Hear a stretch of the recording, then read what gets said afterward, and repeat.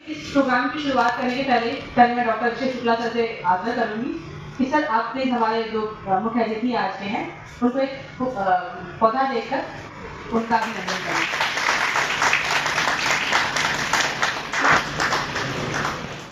बहुत गंभीर विषय है, शायद मेडिकल साइंस से भी ज़्यादा। तो हमारे जो गुरु जी हैं जो हम आज लेक्चर पे देने आए हैं, इनका हम लोग लेक्चर सुनेंगे, तो उसके पहले मैं थोड़ा सा आपको अपने को संस्मरण बताना चाहता हूँ। क्योंकि मेरा उद्देश्य इस लेक्चर को लेने का ये था क्योंकि आप सब लोग MBBS के छात्र हैं और हमारे फैकल्टीज हैं, सब साइंटिफिक टेम्परामेंट के लोग हैं, वैज्ञानिक टेम्परामेंट के लोग जो एक्सपेरिमेंट करके और जो है वैज्ञानिक दृष्टिकोण से चीज़ों को देखते हैं। तो बस मैं ये बताना चाहता हूँ अपने छोटे से लेक्चर में कि ऐसा क्या वैज्ञानिक है योगा साइंस में कि लोग इसको समझना चाहते हैं और बड़े इंटेलेक्चुअल लोग समझना चाहते हैं, और सबसे मुश्किल है इसको इंटेलेक्चुअल लोगों को समझाना। आपका स्वास्थ्य अच्छा रहेगा और सवेरे उठ के आप करेंगे बहुत ही अच्छा लगेगा, लेकिन उससे भी ज़्यादा इंपॉर्टेंट है इस महान दर्शन को इसके वैज्ञानिक दृष्टिकोण के साथ समझना और पूरी लॉजिक और रीजनिंग के साथ समझना, और ये बड़ा मुश्किल काम है। ऐसे बहुत सारे लोगों को जानता हूँ जो बहुत अच्छा योगा करते हैं और बड़े ही डिसिप्लिन है, ये एस्पेक्ट है वो समझना बहुत भी ज़्यादा आवश्यक है। मैं आपको एक सच्ची घटना जो बताता हूँ।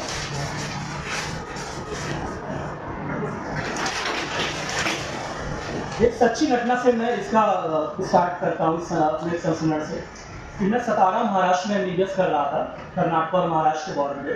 तो हमारे मेडिकल कॉलेज के बगल ही एक उसका पहला लेक्चर था, मैं आप उसको फील करके देखिएगा तो आपको महसूस होगा इसका वैज्ञानिक दृष्टिकोण। मांडुक्य कहता है क्या जागृत, स्वप्न और निद्रा के अलावा चेतना की कोई और अवस्था हो सकती है? एक बेसिक रिसर्च क्वेश्चन से स्टार्ट करता है।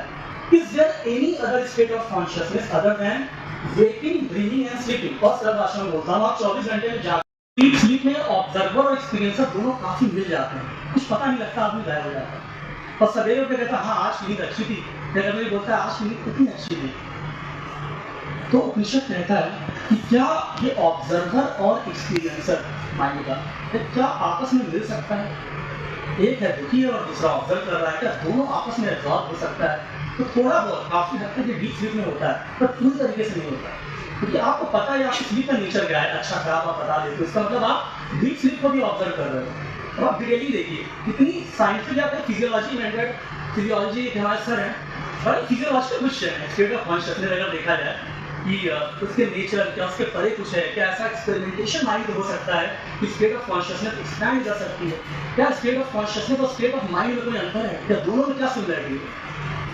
तो ऐसे तमाम के साइंटिफिक क्वेश्चन मांडुक्य उपनिषद में उठे। तो पहली बार डॉक्टरों को अट्रैक्शन हुआ हाँ ये भी कोई गहन विज्ञान है और इसको समझने की आवश्यकता है, और बड़े डिटेल क्वेश्चन पूछ रहे हैं। और फिर 12 श्लोकों में मांडुक्य उपनिषद ने इतने गहरे क्वेश्चन पूछे।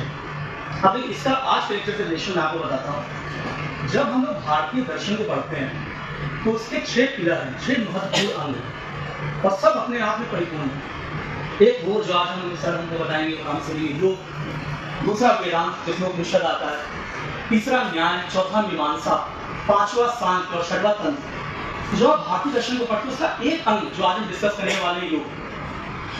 और ये अंग जैसे आप लोग बच्चे हैं, बहुत ही छोटे हैं, और मोस्टली क्या होता है हम लोग योगा सेशन लेते हैं, प्राणायाम कराते हैं, और गुरु जी भी आपको बताएंगे इसके विषय में। तो ये एक प्रक्रिया है, यानी प्रोसीजर है, और ये प्रोसीजर क्यों है? एक लक्ष्य को पाने के लिए, गोल, वो हेल्थ भी हो सकता है, वो deeper and more expanded state of consciousness according to Upanishad वो भी हो सकता है, और उसके और भी डीपर लेयर हैं जिसको उपनिषद डिस्कस करता है, जिसकी मैं थोड़ी बहुत कमेंट बहुत ज़्यादा टाइम नहीं लेना चाहता, थोड़ा बहुत और आपको एक्सप्लेनेशन देता हूँ। जैसे कल बड़ी दुखद घटना हुई, हम लोग मौन रहे, हमारे जैसे डॉक्टर बंधु उनकी डेथ हुई, हमारे देश के नागरिकों की डेथ हुई, विदेशी नागरिकों की डेथ हुई। एक उपनिषद, कठोर उपनिषद, उसमें एक टीनेज लड़का है नचिकेत मतलब किसी कुछ नहीं पता। उसका पिता कहता है उससे कि जाओ मैंने तुम्हें मृत्यु को दान दिया। मृत्यु मतलब जीवन का सबसे कठिन है, और नचिकेत मृत्यु से सवाल पूछने जाता है, मतलब सिंबॉलिज्म में यमराज से सवाल पूछने जाता है, डेथ तुम क्या हो? तो मृत्यु के देवता यमराज उससे कहते हैं कि दुनिया में कुछ भी मांग लो, इस सवाल का जवाब मत मांगो। वैसे भी आज की लाइफ में हमें लगता है कि बच्चों से लेकर बड़ों तक में सबके अंदर बड़ी दिक्कतें हैं कि किसी को डिप्रेशन है, किसी को अलग तरह के तनाव है, किसी को कुछ तरह की चिंताएं हैं, दुनिया भर की बीमारियां हैं। इन सबों से दूर रहने के लिए एक योगी ऐसा माध्यम है जिसके थ्रू अपने मन को आप थोड़ा शांत रख सकते हैं।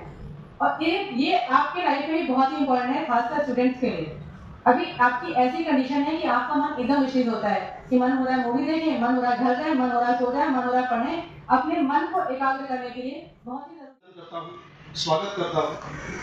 और जब मुझे ये सूचना हुई कि मुझे मेडिकल कॉलेज में जाना है और योग का व्याख्यान देना है, वैसे मैं 19 वर्षों से योग कर रहा हूँ, मैंने मास्टर्स किया है योग में और मैं इस जनपद का मास्टर ट्रेनर हूँ योग का। तो मुझे बड़ा सोचने में थोड़ा सोचना पड़ा, नहीं तो वैसे मैं जनरली 19 वर्षों का अनुभव है तो कहीं भी कोई बुला लेता है, 2-4-6 हज़ार की भी भीड़ होती है तो मुझे कोई समस्या नहीं। मुझे लगा मैं ऐसी जगह जा रहा हूँ जहाँ मैं कहीं कुछ फंस भी सकता हूँ। यहाँ सारे विज्ञान के छात्र ही हैं, लेकिन आप सभी बहुत ही योग्य और बहुत ही श्रेष्ठ विद्यार्थी रहे होंगे, तभी ये सौभाग्य मिला कि आपने नीट क्वालिफाई किया और हमारे सुल्तानपुर में आप रहकर अपने इस MBBS की पढ़ाई कर रहे हैं। और सुल्तानपुर की नगरी के बारे में बोल दूं, ये सामान्य धरती नहीं है।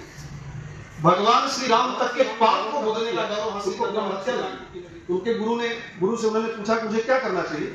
उन्होंने बताया कि आप सुल्तानपुर में जाइए, धोपाक घाट के किनारे स्नान करिए, और इसीलिए उसको धोपाक घाट कहते हैं। यहाँ पर भगवान श्री राम ने स्नान करके अपना उस ब्रह्म हत्या के पाप से मुक्त हुए थे, ऐसा शास्त्रों में मिलता है। ये बड़ी सुंदर सी धरती है और मैं यहीं का रहने वाला हूँ। आप सब निश्चित तौर पर दूर दूर से भी यहाँ आए होंगे, तो एक तरह से मैं यहाँ का होस्ट भी हूँ आपका, तो आप सबको बहुत बहुत हृदय की अनंत गहराइयों से आपका स्वागत, नमन, वंदन और अभिनंदन करता हूँ। योग, जैसा सर अभी चर्चा कर रहे थे, बड़ी अच्छी चर्चा कर रहे थे। योग के दरअसल 2 पक्ष होते हैं, एक होता है चिकित्सा पक्ष और एक होता है साधना पक्ष। जब भी हम कहीं लेक्चर में कहीं जाते हैं, योग का मतलब सामान्य आपने योग सुना तो फिर आपको याद आया कि ये कपालभाति कर लिया, सूर्य नमस्कार कर लिया, भुजंग आसन कर लिया, 4 आसन कर लिया, यही योग। ऐसा नहीं, वही सब बता रहे थे, वही मैं आपको थोड़ा सा उससे आगे ले चल रहा हूँ। योग के 2 पक्ष, एक है चिकित्सा पक्ष। चिकित्सा पक्ष में हम शरीर की इम्यूनिटी और रेजिस्टेंस को बेहतर करते हैं, विभिन्न आसन और प्राणायाम है जिससे हम उनको बेहतर करने या मैनेज करते हैं।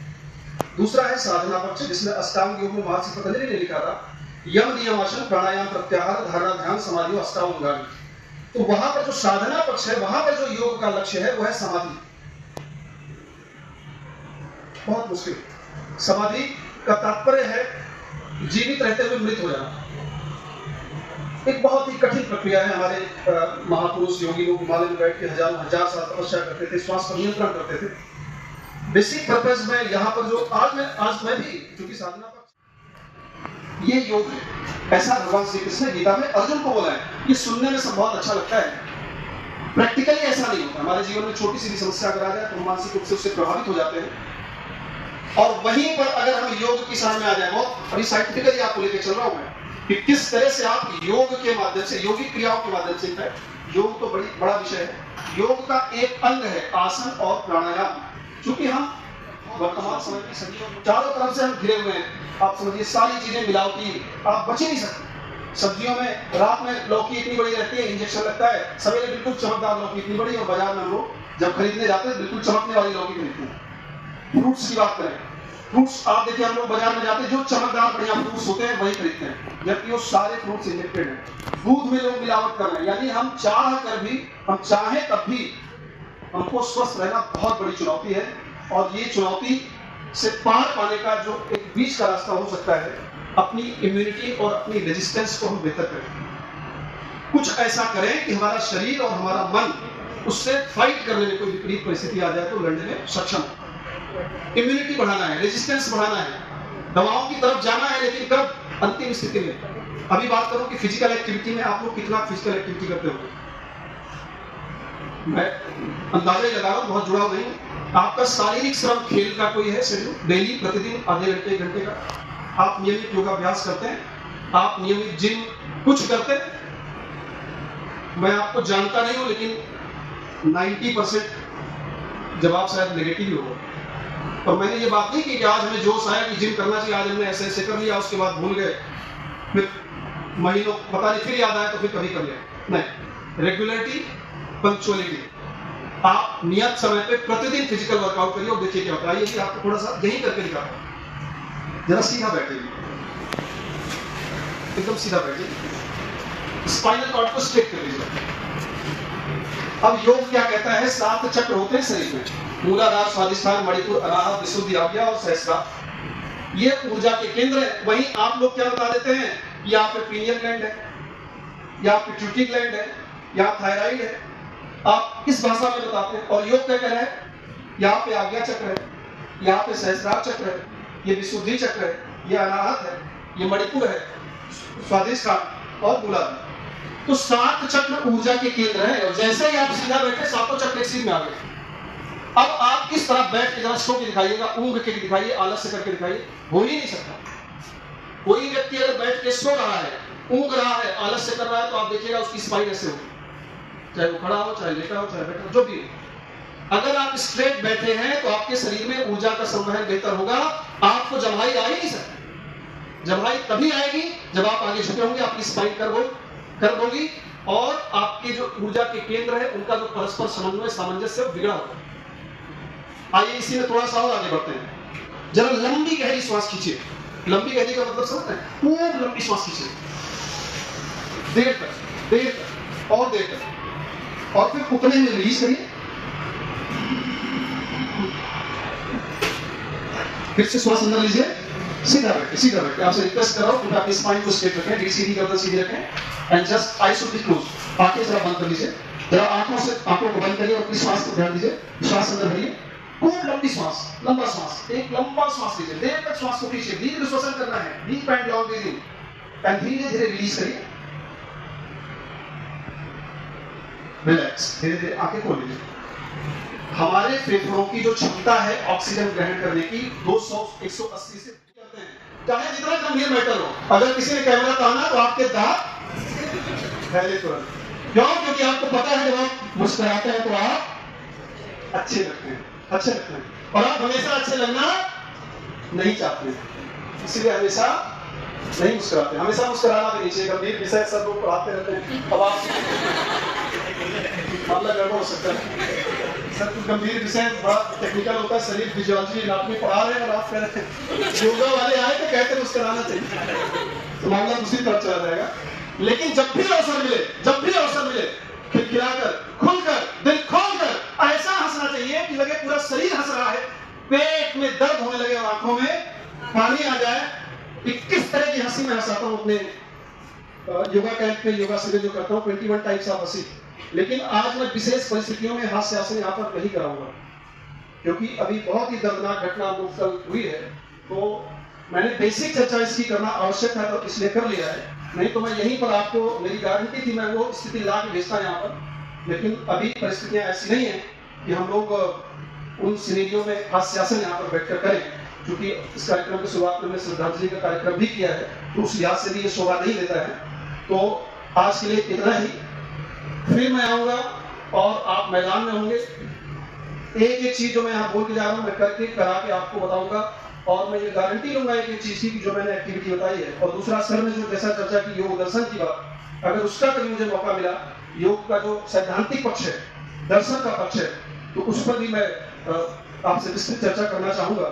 मुझे principal doctor Salil Srivastava sir, doctor Shri Shukla sir लोग, मैम, आप सब ने यहाँ पर बुलाया और आपके साथ इस तरह से योगाभ्यास के प्रति चर्चा करने का अवसर मिला। लेकिन अंत में एक बार फिर से मैं आपसे संकल्प के रूप में चाहूंगा कि आप अपने दैनिक जीवन में फिजिकल एक्टिविटी जरूर शामिल कर लीजिए। अभी वक्त है। पहले लोग लंबा 100 साल क्यों जी रहे थे? आप एक बेसिक अंतर देखेंगे। 50 साल पहले हम लोग पैदा हो गए तो आज से 20 गुना ज्यादा शारीरिक श्रम कर रहे होंगे। खूब चलते थे, सारा काम खूब मेहनत करते थे, शरीर को श्रम देते थे। वो धीरे धीरे हर चीज, मशीनरी सुविधाएं इतनी ज्यादा हो गई, हमने अपने शरीर के अंगों से काम लेना लगभग बंद कर दिया है, और इसीलिए विभिन्न तरह की समस्याएं हो रही हैं। तो अपने जीवन में योगाभ्यास को अपनाइए। आने वाला 21 जून ये बहुत ही सुनहरा मौका है। एक संकल्प लीजिए कि 10 मिनट, 5 मिनट से हम शुरुआत करेंगे, लेकिन हम प्रतिदिन सुबह नहीं तो शाम को करेंगे। देर से उठाएं, शाम को कर लीजिए, बस खाली पेट होना चाहिए। एक लाख की गैप के बाद काफी कर सकते हैं। बोल रहा है वो मुझे में है, मुझसे अलग बोल रहा है। वो मुझी में है, मुझसे अलग बोल रहा है, मैं आने जमाना कभी धन कभी उधर, तो मुझे कौन सी तरह से बता रहा है? मन और जो आत्मा के आपस में जो संवाद है वो शेर के माध्यम से ही था, बाकी योग के माध्यम से भगवान से बताया आपको। बहुत बहुत धन्यवाद आप लोगों का।